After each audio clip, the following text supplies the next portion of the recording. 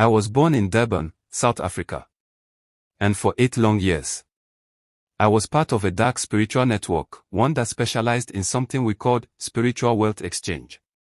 If you think witchcraft is only about charms and curses, you're wrong.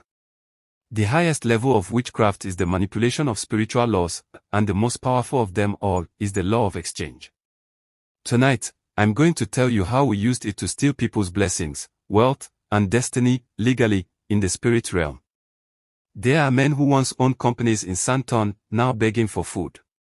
Women who used to give to the poor, but can't feed their children today.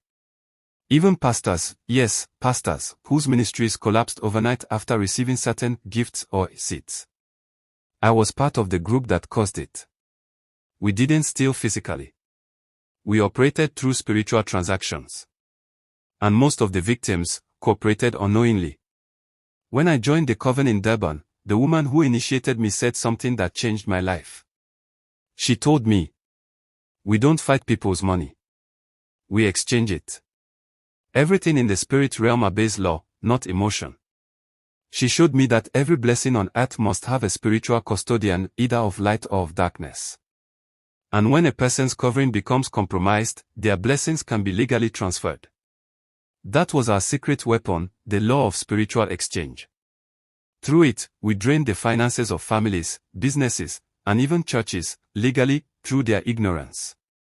Part 2, the businesswoman seed. Case 1, a woman named Lotto, who owned a small cosmetics business in Johannesburg. She was generous and faithful in church.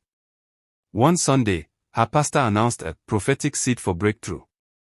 But what she didn't know was, the prophet had been compromised months earlier. When she gave that 50,000 rand seed, it wasn't received in heaven. It was diverted. Within 3 months, her warehouse burned down. Insurance refused to pay. Her company collapsed. In our coven, her wealth appeared in our spiritual treasury that same week.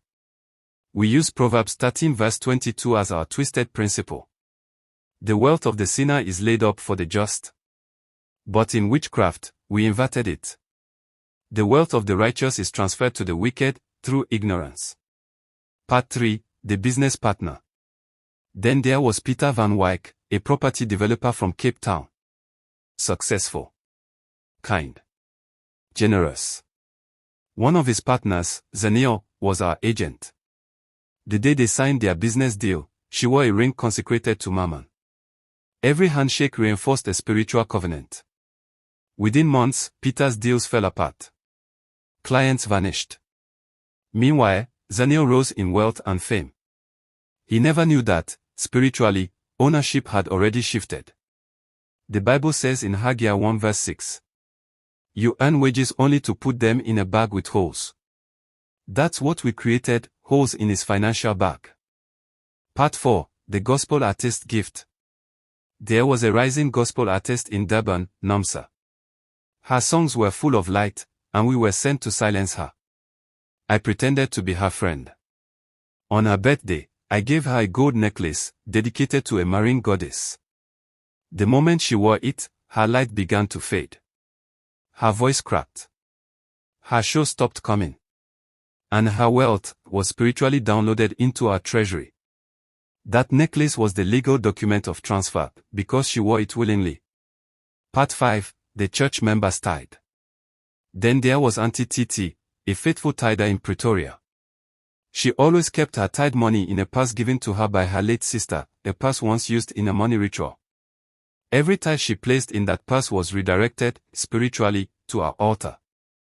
It was like sending a check to the wrong account. She remained poor for years, until one day a pastor told her to burn the purse. That same week, her business doubled. And that was when I began to question everything.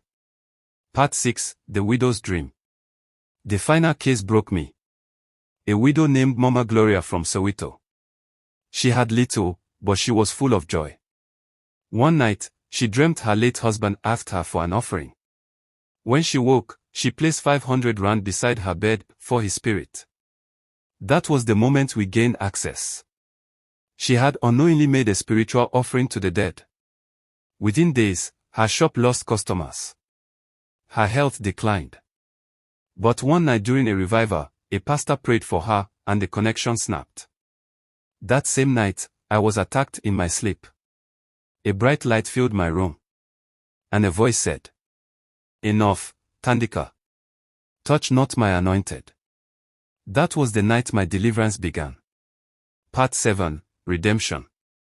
When I surrendered my life to Jesus Christ, I finally understood. The law of exchange was not created for destruction, it was designed for covenant blessing. The enemy just perverted it. Galatians 3 verse 13 says, "Christ has redeemed us from the curse of the law." That means, no legal ground remains for witches to steal your wealth unless you give them one. If your finances vanish mysteriously. If you often dream of signing or giving things. If gifts or partnerships always lead to loss, be alert. Pray before you give. Discern before you receive.